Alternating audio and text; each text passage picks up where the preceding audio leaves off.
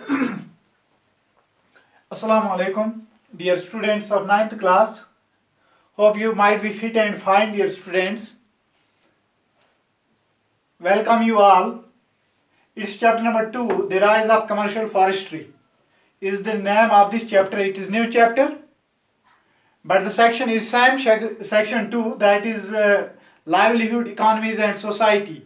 It is during the 18th century, especially the colonial period, when colonial power started to make colonies in other countries. My dear students, what is their mission to colonial countries?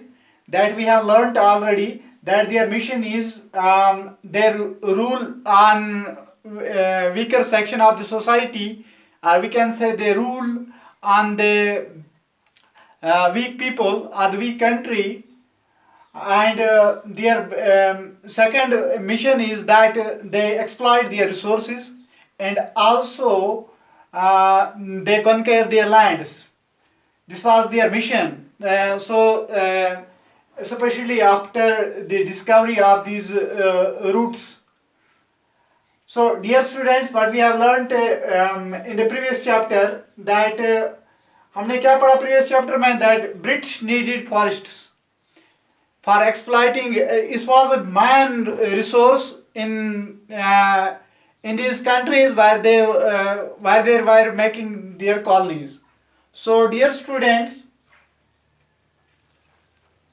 at the same time, what they did, they were in previous chapter we learnt that they were building ships. वो इन forests की जरूरत इसलिए in British वालों को थी. They build ships. एक तो वो जहाज बनाते थे, समुद्री जहाज, और रेलवेज की वो पटरियां जो थी, स्लीपर्स और ट्रैक्स, रेलवे लाइन्स को बिछाने के लिए, बनाने के लिए, या रेलवे डब्बों को बनाने के लिए, क्योंकि उस टाइम में ये लोहे या और कुछ नहीं था, तो आयरन की कमी थी. तो उसको दूर करने के लिए वो क्या कर रहे थे, वो इस लकड़ी को यूज कर रहे थे, जिससे हमारी जंगलात को नुकसान पहुंचता था. Now at the same time they were ना वरीड. वो बेचारे परेशान. वो अब जो ब्रिटिशर्स थे या यूरोपियंस जो थे, अब ये फिक्रमंद हो गए. अब ये इनको खौफ पड़ा या डर हुआ इनको, यानी कि थोड़ा सा इनको रियलाइज हुआ कि हम क्या कर रहे हैं, इससे तो हमारी तबाही मत बचेगी. एक परेशानी कौन बात ये थी कि फॉरेस्टर्स जो यूज करते हैं, लोकल पीपल जो यहाँ के थे, वो जो यूज करते हैं इन फॉरेस्टर्स को, एक तो इनका डर था इनको, दूसरा ट्रेडर्स का डर था. क्योंकि ट्रेडर्स जो थे वो अपना बिजनेस करते थे, और लोग जो थे अपने पर्सनल के लिए यूज करते थे. इससे इनको ये फॉरेस्टर्स जो थे खराब, ये तबाह हो जाते थे, बर्बाद हो जाते थे और खत्म हो जाते थे. इस परेशानी को दूर करने के लिए अब ये क्या करते हैं, अब यहां पे ये मशवरा करते हैं, डिसाइड करते हैं कि हम किसी जर्मन एक्सपर्ट को इनवाइट करें, उसको दावत करें. तो उसका नाम होता है, जो जर्मन का एक्सपर्ट होता है, उसका नाम होता है डाइटरिच ब्रैंड्स. डाइटरिच ब्रैंड्स को यहाँ पे लाया जाता है. किसके लिए? मशवरा के लिए, यानी कि एडवाइस के लिए लाया जाता है. तो उसको बनाया जाता है एट दैट वेरी टाइम, उसको बनाया जाता है the first inspector general forest of India. यानी कि इसको इंस्पेक्टर यहाँ पे बनाया गया. यहाँ पे थोड़ा सा मैंने भी इसको इंस्पेक्टर यहाँ पे बनाया है. तो फर्स्ट इंस्पेक्टर इसको बनाया जाता है जनरल फॉरेस्टर्स ऑफ इंडिया, यानी कि पूरे जंगलात का, हिंदुस्तान में जो भी जंगलात हैं उनका इसको एक इंस्पेक्टर बनाया जाता है, यानी कि इसको एक रैंक दी जाती है, being expert of the being a German expert of the forests. So dear students, now the Dietrich brands come in that very colonial country. So what he decides here, it will be seen now. तो क्या करता है यहाँ पे, ये सोचता है कि प्रॉपर सिस्टम होना चाहिए कि जिससे मैं फॉरेस्ट्स को मैनेज करूँ, ठीक करूँ यहाँ का, क्योंकि ये पूरा तबाह हो गया था, डिफॉरेस्टेशन हो गई थी. तो इसके साथ साथ इसने सोचा कि इसके लिए मुझे यानी कि कंजर्व फॉरेस्ट को कंजर्व करने के लिए, जंगलात को तहफ़्फ़ुज़ देने के लिए एक मुझे लोगों को ट्रेन करना ज़रूरी है कि किस में, in the science of conservation, यानी कि मुझे लोगों को ट्रेन करना है, पूरा नॉलेज देनी है, so that they will understand what is the conservation, the science of conservation.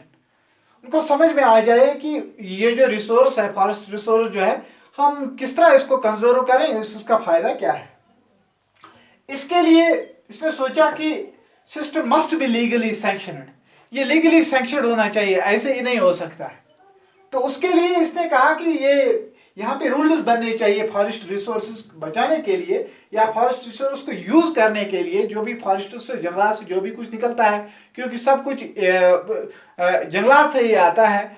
इस तरह की जो भी हम दवाई यूज करते हैं, या जो भी हम इवन पेपर जो यूज करते हैं, या कोई भी जड़ी बूटी जो हम यूज करते हैं, जिसको हम दवाई बनाते हैं, या और बहुत सारी चीजें जो कि हमने पढ़ा पहले इस चैप्टर में, तो हम सारा कुछ जंगलात से ही लाते हैं। So use of forest resources, there must be rules must be framed to use the forest resources. इसके लिए रूल्स बने चाहिए। उसके साथ साथ restrictions on cutting and grazing forest land, जो इसको जंगलात को काटने की कोशिश करेगा, फॉरेस्ट को काटने की कोशिश करेगा, उसको पाबंदी लगनी चाहिए, या ग्रेजिंग लैंड बनाएगा इसको, तो उसको एक पाबंदी होनी चाहिए। इसके लिए फॉरेस्ट प्रिजर्व फॉर, इसके देखो यहाँ पे ये थोड़ा सा ये हट गया है यहाँ पे। इसका मतलब है कि ये हमारे फायदे के लिए नहीं करते थे। देखो, forest preserve for timber production, forest को प्रिजर्व किया जाए, लेकिन किसके लिए? टिम्बर प्रोडक्शन के लिए, ताकि हमें लकड़ी मैसर हो, लकड़ी की प्रोडक्शन करें।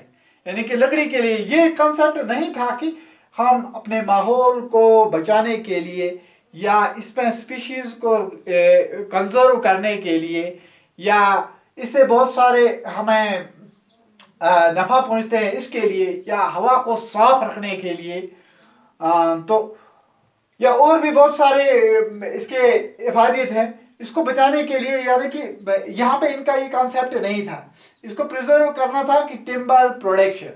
सो eight the same time he decided that punishment must be given against the cutting illegally, जो गैर कानूनी कोई दरख्त काटेगा उसके लिए पनिशमेंट जरूरी होना चाहिए। ये भी ये अभी ये सोच ही रहा था, ये होना चाहिए। अब उसके बाद ये क्या करता है ब्रांडीज? फर्स्ट ये सेटअप करता है Indian forest service. Indian forest service को ये 1864 में सेटअप करता है, बनाता है। इस डिपार्टमेंट से क्या हुआ? इस डिपार्टमेंट से ये फायदा हुआ कि इंडियन फॉरेस्ट्स के एक्ट्स बनाए गए 1865 में, यानी कि इंडियन फॉरेस्ट्स का एक कानून बनाया गया, जिसको इंडियन फॉरेस्ट एक्ट 1865 के नाम से जाना जाता है। That is Indian forest act 1865। ये इंडियन फॉरेस्ट सर्विस की बदौलत से हुआ है। उसके बाद ये फॉरेस्ट स्कूल सेटअप करता है देहरादून में, जो आपकी इस टेक्स्ट बुक में भी है, यहाँ पे है page number 85, the imperial forest school Dehradun India. Dehradun में एक स्कूल को भी खोलता है, दैट इज 1906। अब इस स्कूल में the system they taught was called, जहां पे इस स्कूल में जो भी कुछ पढ़ाया जाता था फॉरेस्ट के मुताबिक, this was called the scientific forestry.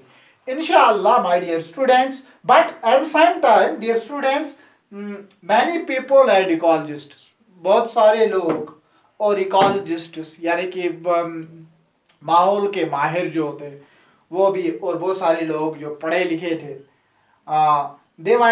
वो इनके अगेंस्ट थे, वो इनको अपोजिट में थे, वो खुश नहीं थे। वो जो कहते थे कि ये this is no any kind of scientific system, ये कौन सा साइंटिफिक सिस्टम है, या ये कौन सी साइंटिफिक फॉरेस्ट्री है।